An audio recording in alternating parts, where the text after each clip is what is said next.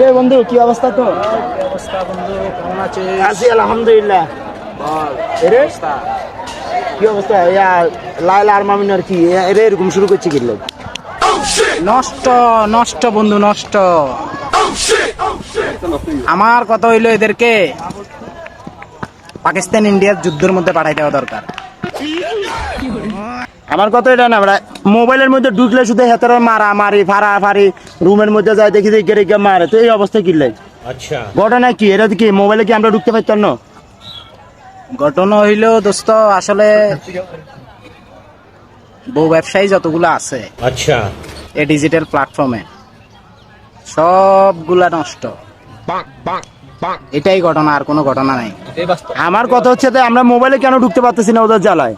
মোবাইলে ঢুকলে দেখি যে বেড়া বেড়িরে ফিরে বেড়ি বেড়ারে ফিরে কি একটা অবস্থা। মোবাইলের মধ্যে ঢুকলে মানে ভিডিওর কালেকশনে ঢুকলেই দেখি যে ওদের মারামারি।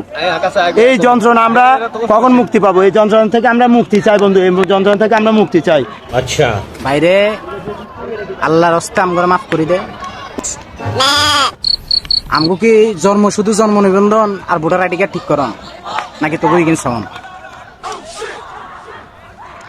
ভাই যুদ্ধ চলে কোন কোন দেশে?